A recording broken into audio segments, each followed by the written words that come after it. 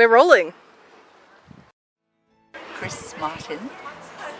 I think I've been with Nourish for about 9 years, I'm thinking. Certainly not 15, I'm not a founding member. I sing with the tenors, always have done. Well, I'm retired, but I read a lot. I belong to a group. Just keeping up with the family takes a lot of my time. Once a month I cook soup for the van that goes around for homeless people. Do as much travelling and walking as I can. That's about it. Oh, my name's Elise. I joined Nourish just before COVID, so about 6 years. Look, I do lots of things outside of Nourish. So yeah, I do lots of things. From walking to learning languages to singing to fostering friendships. Hi, I'm Helen Duggan and I joined Nourish in 2009. I'm in tenors. Started out the first night in alto because that's what I was in high school. And then I saw there weren't very many tenors and I thought I can do that part, and so there I've been ever since. I go to the gym, I do Zumba, I love Zumba, and I do art. And I go for walks with friends to 7 Mile Beach and look after grandchildren. Oh, easy first. Right, so I've been around, not quite since the choir began, 15 years ago, but around 14. It's a nice old roof, isn't it, up there? Jennifer Chapman, or Jen. I've been here nearly 6 years, I think. 5.5. So Helen introduced me. Duggan. I'm a retired woman from the country, I'm a country girl. We've come from Victoria also 6 years ago to Tasmania and live in Dodgers Ferry. So gardening, I'm a land care volunteer. I do cooking sometimes. I've got lots of activities actually. I do book club, Pilates, quite a lot of stuff that I'm trying to, and ukulele. So that's it's a common thing. I'm Gillian Archer. I'm known as Gilly, and I joined Nourish Women's Choir on the 3rd of March 2009. Oh well, I just moved from South Australia a few months before, and I'd been teaching English second language and working with international students, and before that I was a preschool special ed worker and bilingual worker, and although I don't speak another language, and I've been a choir trainer in primary schools in South Australia, and I was a yoga teacher, and I'm just trailing back through my CV now, and I spent 10 years working as an actor and performer and singer, and before that I was at school. Juliet Chapman. I think since 2011 I'm a tenor bass singer. I am retired. There's many Nourish members now. We're good together. And so I look after my grandchildren and garden and go to exercise classes and enjoy myself. Mostly sing, play guitar and mess about. Nell Tyson, basses. Not quite all its life, only about 12 years. Well, when I started, I was still a bus driver, a coach driver, a tourist guide, but now I'm retired. So, my name is Kiara O'Reilly. I am a Palawa woman. I've been in Nourish for about 6 or 7 months, but I have known Nourish for about 10 years. I am an artist. I do commission work. I'm currently studying at uni. I'm doing the Marina program, which is an Indigenous based pathway program into university, and then I intend to do a Bachelor of Fine Arts maybe next year. I'm done with that.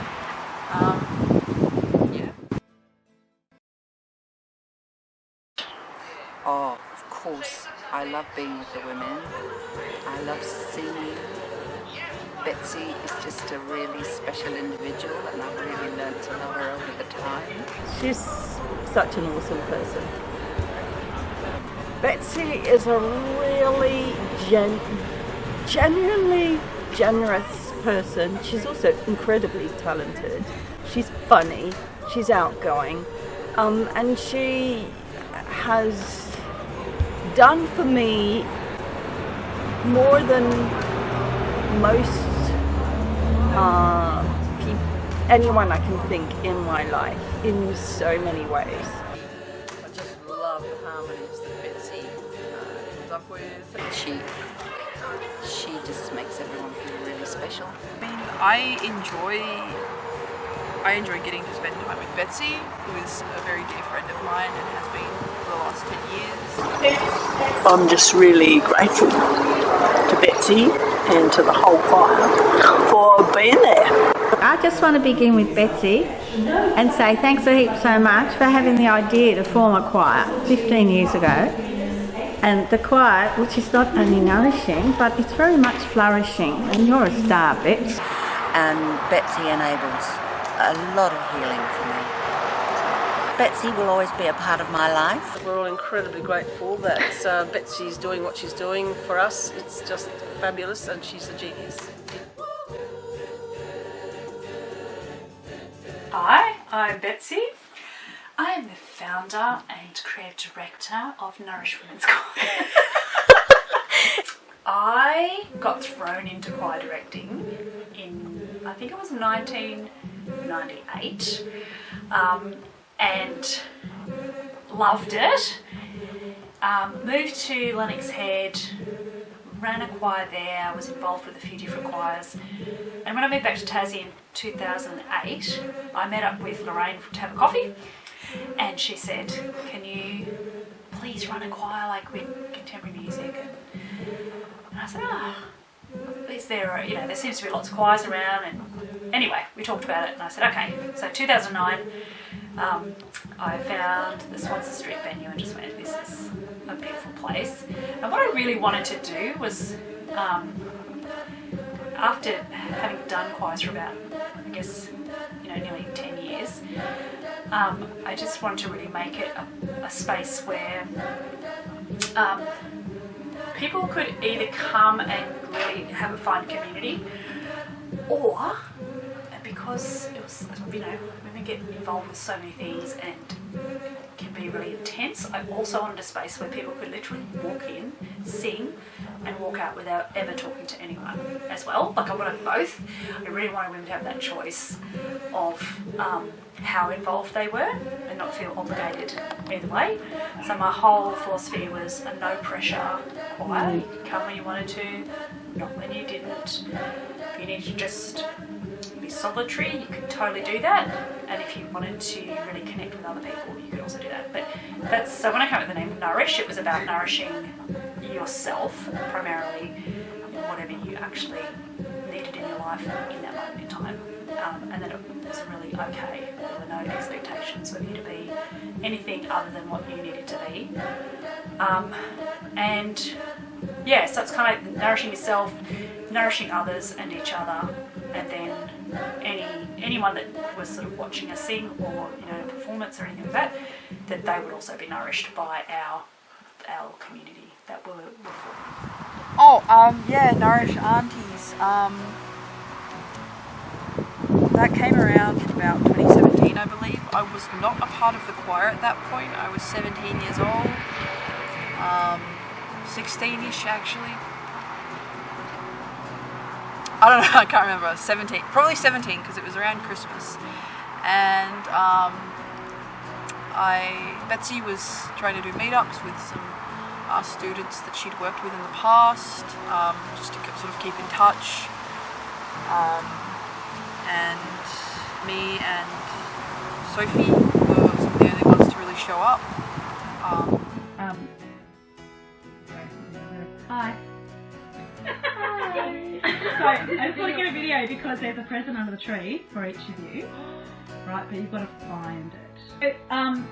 Does it say our name? Yeah, so it's from me, Jan and Juliet, And there might be one or two from the Nourish choir, but I thought it'd be fun for you just to go have a little dig around. So just basically just have a little... Oh, by the way, girls, they're all your presents. What? They're all your presents. What? What? They are all your presents from Nourish Women's Choir. The women just... Oh my god. It's always simple.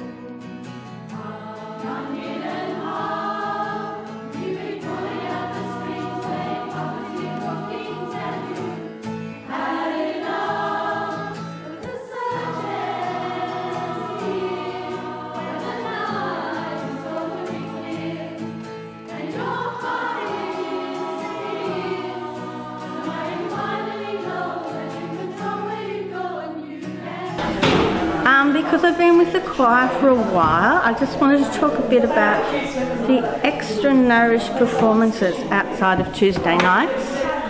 And the first one and the furthest back one I remember is when Betsy was still working at the airport, and she organised for us to go out there and sing Christine Arnou's My Island Home to the incoming passengers, who were originally startled, and then when they realised we were singing to them, we got lots of smiles of appreciation. We sang at the Vagina Monologues performance at the Stanley Burberry Theatre at the uni a few years back, and we did an encore performance at the Women's Prison out at Risdon, and that was definitely a highlight for the women inside as well, judging by their response. Some of my favourite things have been singing in St James Church in Sydney, singing their concert there, to sing at Folk Festival. Our end of year party is always good. And I remember the first Christmas party that was in St David's Park.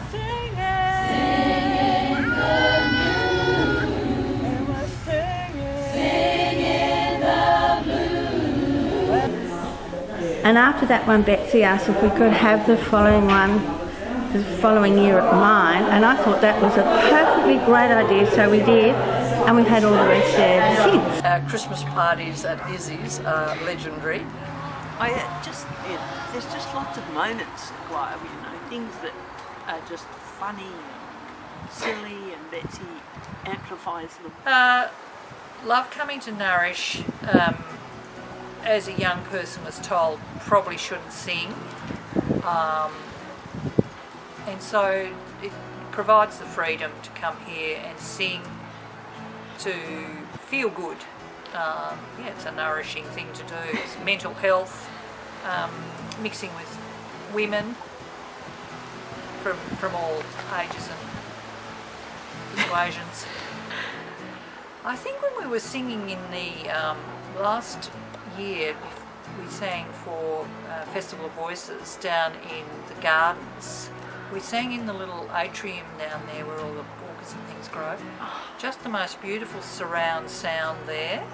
So that's something that kind of stands out for me. I think we should go and sing there regularly. Harmony, singing, women, friends, laughter, all sorts of...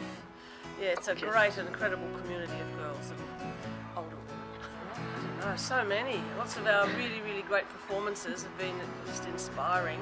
And some of the summer times when everybody came down to my place and swam in the river and sang songs in the bush and picnicked. I remember when during the Sydney Folk Festival they were reenacting the Camino de Santiago de Compostela, and there's a song that one sings as the pilgrims come to the end of their pilgrimage, and Betsy taught us how to do that, and we walked around the town of Sydney singing that song with a banner, and it was quite a religious experience, and there was a tenor there at the church who sang a beautiful kind of fado solo, and I really enjoyed that experience. And another was singing at Ninka's wedding to her man Pete down at Franklin at the Wooden Boat School. Ninka has been a very long time member of the choir until very recently,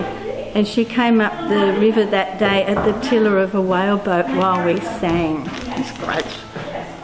We sang at Betsy's mum Mary's funeral at the Corpus Christi Church in Belrive, and the priest asked if we knew any hymns, and luckily Penny was there, who, as always, suggested One Morning Soon, and we sang Mary's favourite Brothers in Arms, and I always think on Mary when we sing that at choir.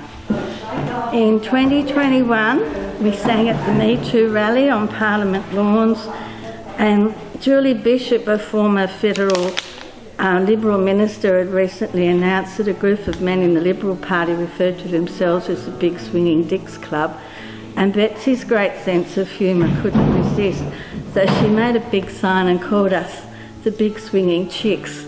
And when I was telling my activist friend in Canberra about the rally and the sign, she said the National Library were wanting to collect memorabilia from the rally from all over the country, and she got in touch with them and they said they wanted our sign. So I sent it to Canberra, and it's in the National Library Me Too Rally collection. And I love that we sing and so can contribute every year to the candlelight vigils in May for the family violence victims. That's always so moving. We did a workshop with, I can't remember who it was, but it was at the very beginning, the Mays sisters or something. That was really fun. But there's so much laughing and warmth and silliness that really speaks to me. So, favourite moment? No, maybe the hugs with everyone. Betsy included, because she's such an awesome person. So Betsy, love the way you run the choir with a lot of musical talent and a lot of fun. Thanks a heap again for the last 15 years and lots more years to come. Yay! Look, we've sung at Festival of Voices, Wooden Boats Festival, so some of the big Hobart-based festivals. What I call these achievements, Molly needed a surgery, and the choir didn't have the money to do it, and the choir all came together like, we're her aunties. We're going to figure this out and support her, and ended up having raffles. We did a concert and raised $2,000 towards her surgery, and just without batting an eye, I was just like, that's what we do. So to me, the creation of that kind of a community is amazing to me, much more than sort of some performance somewhere or.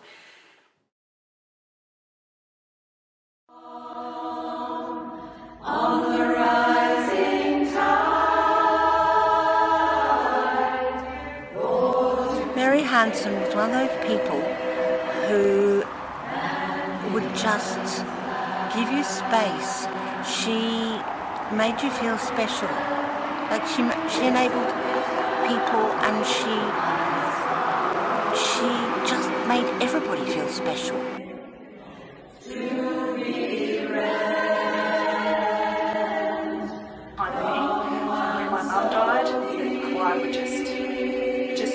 I could come to choir actually, and toward the end of Mum had cancer, she was a member of the choir, and everyone was dealing with their own personal grief of knowing Mum and losing her.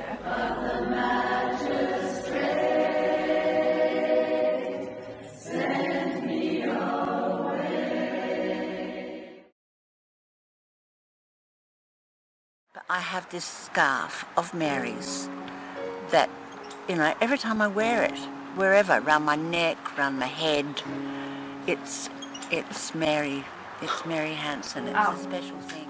But everyone really locked in, and I said I just need something normal each week, and so I could just come to singing and choir, and everyone just loved me up, and we all it was just that bright spot in my week.